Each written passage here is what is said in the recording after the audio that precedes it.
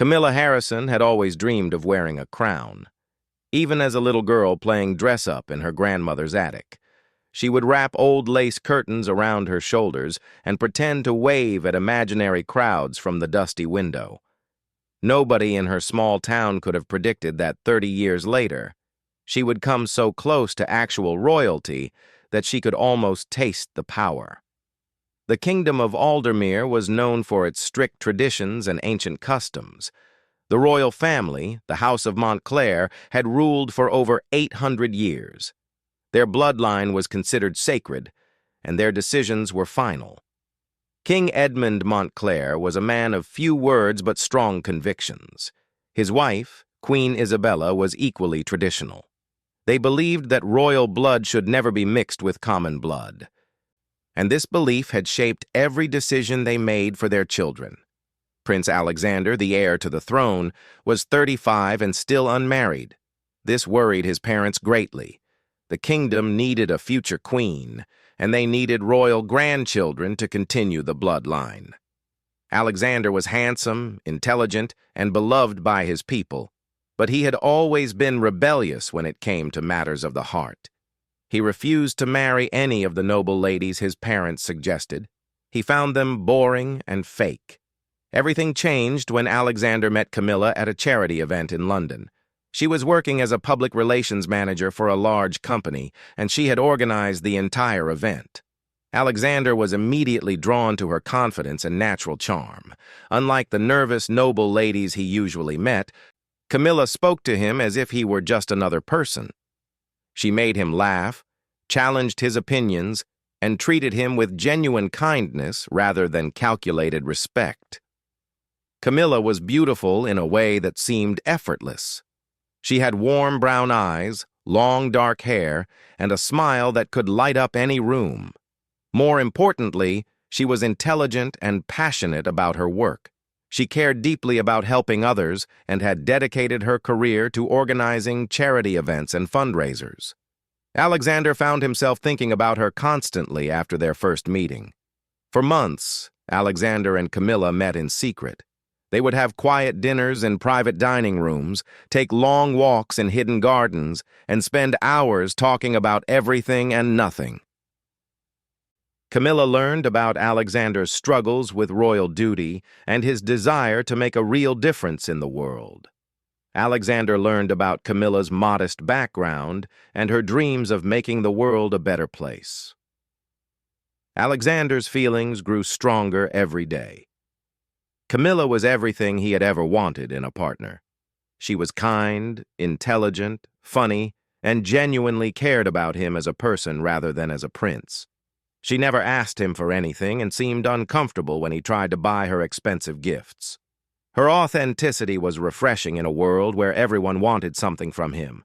The problem was that Camilla was not royal. She came from a middle-class family. Her father was a school principal and her mother was a nurse. They were good, honest people who had worked hard to give their daughter the best education they could afford. But in the eyes of the royal family, this background made Camilla completely unsuitable as a future queen. When King Edmund and Queen Isabella first heard rumors about their son's relationship, they dismissed them as gossip. Surely Alexander would not be so foolish as to get seriously involved with a commoner. But as the months passed and the rumors persisted, they began to investigate. What they discovered horrified them. Not only was Alexander dating a commoner, but he was deeply in love with her. Palace staff reported that the prince seemed happier than he had been in years. He was more engaged in his royal duties and had even started talking about the future with genuine enthusiasm. To his parents, this was the worst possible news. Queen Isabella was the first to confront Alexander directly. She invited him for tea in her private sitting room, a formal space decorated with portraits of his royal ancestors. The weight of history hung heavy in the air as she questioned him about Camilla. "Alexander, darling, we need to discuss these rumors about you and this Harrison girl," Queen Isabella said, her voice carefully controlled. Alexander felt his stomach tighten. He had known this conversation would come eventually, but he was not prepared for it. "Mother, Camilla is an incredible woman. I've never been happier. Happiness is not the most important consideration for someone in your position," his mother replied firmly. "You have responsibilities to your family, your bloodline, and your kingdom. This infatuation needs to end immediately." "It's not an infatuation," Alexander said, his voice growing stronger. "I love her, and I intend to marry her." The silence that followed was deafening. Queen Isabella set down her teacup with shaking hands. Never in her life had she expected to hear such words from her son. The very idea of a commoner becoming queen was unthinkable. "You will do no such thing," she said finally. "I forbid it." But Alexander was no longer the obedient child he had once been. "I'm 35 years old, Mother. I don't need your permission to choose my own wife." King Edmund was equally appalled when his wife told him about the conversation. He immediately called Alexander to his study, a dark room filled with leather-bound books and heavy furniture that had been used by kings for generations. "Son, I understand that you think you love this woman," the king said, his voice stern. "But love is a luxury that princes cannot afford. Your duty is to marry someone who will strengthen our family and our kingdom. This Camilla person would weaken everything we have built." Alexander tried to explain that Camilla's character and qualities made her perfect queen material, but his father would not listen. In the king's mind, bloodline was everything. A commoner could never understand the responsibilities and pressures of royal life. She would be a liability, not an asset. The arguments continued for weeks.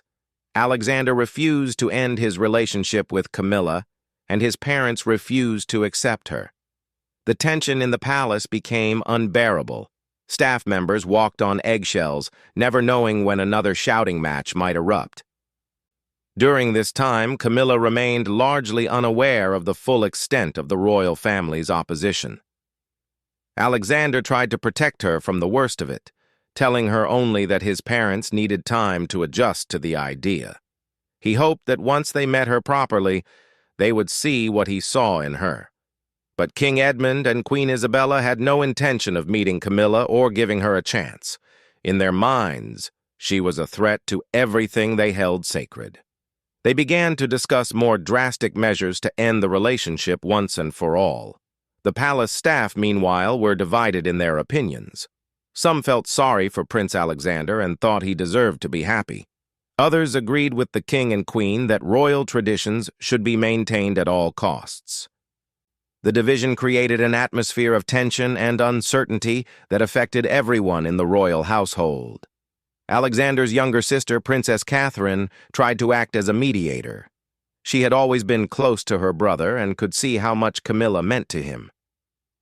Catherine arranged a secret meeting with Camilla to see for herself what kind of person had captured her brother's heart. The two women met at a small cafe far from the palace. Catherine was immediately impressed by Camilla's warmth and sincerity. Camilla spoke passionately about her work and her love for Alexander. She made it clear that she had never sought out a relationship with a prince, and that she loved Alexander for who he was, not for his title. "I know I'm not what your parents expected for Alexander," Camilla told Catherine honestly. "But I love him more than anything in the world. I would do anything to make him happy." Catherine believed her completely. She returned to the palace determined to help her brother, but she quickly realized that their parents' minds were made up. Nothing Camilla could say or do would change their opinion of her. As winter approached, the situation reached a breaking point. Alexander had been secretly planning to propose to Camilla during the Christmas holidays. He had commissioned a beautiful ring and had even spoken to Camilla's father to ask for his blessing. Everything was arranged for what he hoped would be the happiest moment of his life. But King Edmund and Queen Isabella had been making plans of their own. They had decided that if Alexander would not end the relationship voluntarily, they would have to force him to make a choice. They called a formal family meeting and presented Alexander with an ultimatum that would change everything forever. The great throne room of Aldermere Palace had witnessed many historic moments over the centuries. Kings had been crowned there, wars had been declared, and treaties had been signed. But on this cold December morning, it would witness something far more personal and devastating. King Edmund sat on his throne with Queen Isabella beside him, their faces stern and unforgiving. Alexander stood before them, still unaware of what was about to unfold. Princess Catherine sat quietly to the side, her hands clasped tightly in her lap. She had tried to warn her brother, but their parents had forbidden her from saying anything.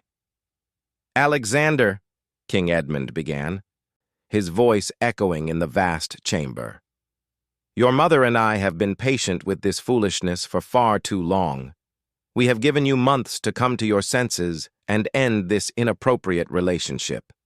Since you have refused to do so, we are forced to take action." Alexander felt his blood run cold. "What kind of action?" Queen Isabella spoke up, her voice sharp with disapproval. "We have prepared documents that will formally ban Camilla Harrison from ever entering this kingdom again. If you choose to continue this relationship, she will be declared persona non grata. She will never be allowed on Aldermere soil." The words hit Alexander like physical blows. He stared at his parents in shock, unable to believe what he was hearing. "You can't be serious." "We are completely serious," his father replied. "Furthermore, if you choose to pursue this relationship outside of Aldermere, you will be stripped of your title and removed from the line of succession. You will lose everything that makes you who you are." Alexander felt the room spinning around him. His parents were asking him to choose between the woman he loved and everything he had ever known. It was an impossible decision, and they knew it. "You have 24 hours to decide," King Edmund continued. "Either you end this relationship immediately and agree to marry a suitable noble lady of our choosing, or you will watch as the gates of this palace close to Camilla forever. There will be no third option." Alexander tried to argue, but his parents had already made up their minds. They left the throne room, taking their attendants with them, and leaving Alexander alone with his sister. "I'm so sorry, Alex," Catherine whispered, tears streaming down her face. "I tried to talk to them, but they wouldn't listen." Alexander was too stunned to speak. He had known his parents would be difficult, but he had never imagined they would go this far. The ultimatum was cruel and calculated. They knew he would never abandon his duty to the kingdom, and they were counting on that to force him to abandon Camilla. That evening, Alexander met Camilla at their favorite restaurant. She could tell immediately that something was terribly wrong. His usual smile was gone, and his eyes looked hollow and desperate. "What happened?" she asked, reaching across the table to take his hand. Alexander told her everything. He watched as the color drained from her face and her eyes filled with tears. When he finished speaking, they sat in silence for several minutes, both trying to process the magnitude of what they were facing. "So they want you to choose between me and your crown," Camilla said finally, her voice barely above a whisper. "It's not a choice," Alexander said firmly. "I choose you. I'll give up everything if I have to." But Camilla shook her head. "Alex, you can't do that. You were born to be king. Your people need you. I could never live with myself if I cost you your kingdom." "My kingdom means nothing without you in it," Alexander insisted. They spent hours talking, crying, and trying to find a solution that didn't exist. Alexander begged Camilla to run away with him, to leave Aldermere behind and start a new life somewhere else, but Camilla was wiser than that. She knew that Alexander would never truly be happy if he abandoned his responsibilities. The guilt would destroy their love eventually. Meanwhile, back at the palace, King Edmund and Queen Isabella were meeting with their advisors to finalize their plans. They had already chosen a suitable bride for Alexander from among the noble families of Europe. Lady Victoria Ashworth was young, beautiful, and came from an ancient bloodline that would strengthen the royal family's position. The king had also given orders to his security team. If Alexander chose to defy them, they were to immediately ban Camilla from the kingdom and ensure that she never set foot on Aldermere soil again. Her name would be added to a permanent blacklist, and border guards would be given her photograph with strict instructions. Word of the ultimatum had spread quickly through the palace staff. Some felt terrible for Prince Alexander, while others believed the king and queen were doing the right thing to protect the monarchy. The division among the staff created an atmosphere of tension and sadness that seemed to seep into the very walls of the palace. Princess Catherine spent the night crying in her room. She loved her brother dearly and could see how much pain he was in. She had met Camilla and knew she was a good person who genuinely loved Alexander. But Catherine also understood the weight of royal tradition and the pressure their parents faced to maintain the monarchy's reputation. As dawn broke over Aldermere, Alexander made his decision. He could not bear the thought of Camilla being banned from his homeland, and he could not ask her to live a life of exile with him. More than anything, he realized that Camilla was right. His duty to his people had to come first, no matter how much it hurt. He called Camilla early that morning and asked her to meet him one last time at the palace gates. She agreed, though they both knew what this meeting would bring. Camilla arrived at the palace wearing a simple blue dress, the same color as the one she had worn when they first met. Alexander was waiting for her by the main entrance, flanked by guards who kept a respectful distance. "I can't do it," Alexander said, his voice breaking.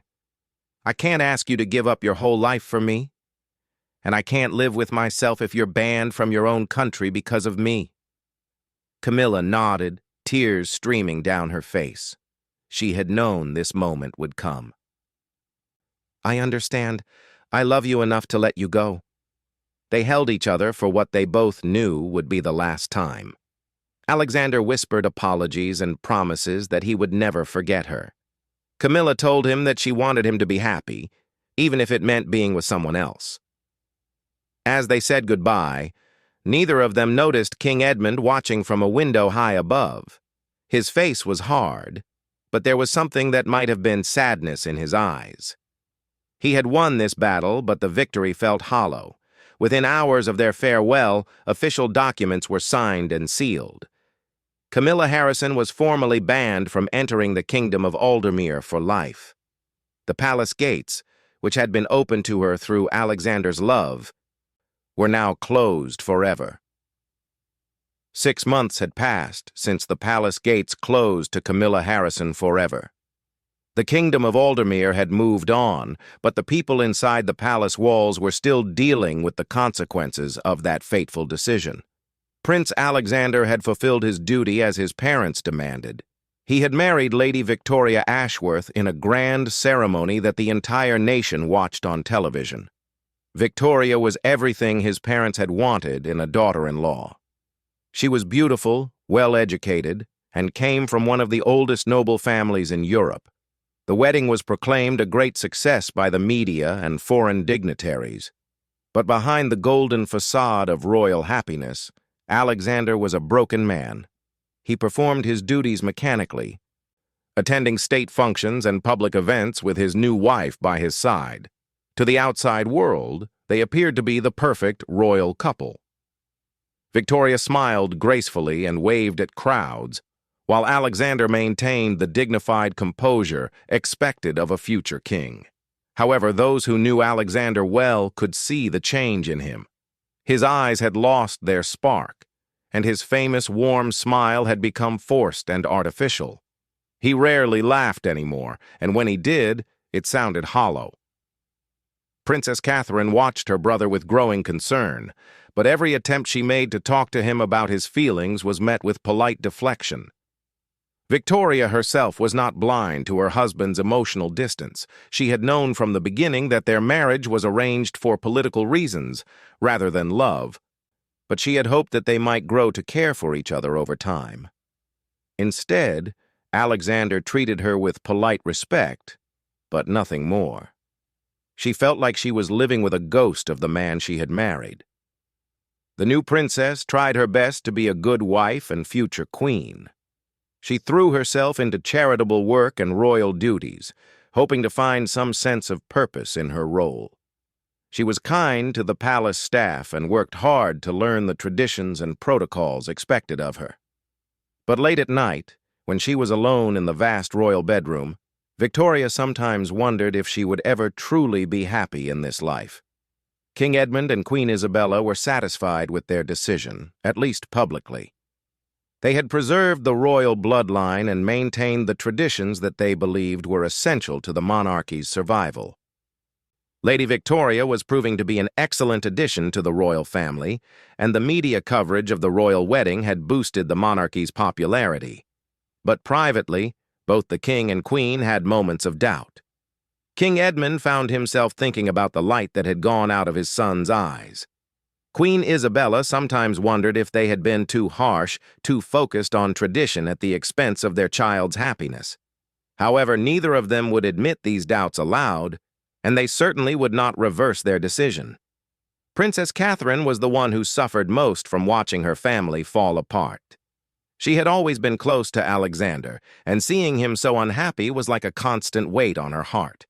She had also genuinely liked Camilla and believed that she would have made an excellent queen. Catherine often found herself wondering what might have been if her parents had been more open-minded. The palace staff, too, were affected by the change in atmosphere. Alexander had always been popular among the servants because of his kindness and genuine interest in their lives. Now he barely acknowledged them, going through the motions of his daily routine without the warmth that had once made him so beloved.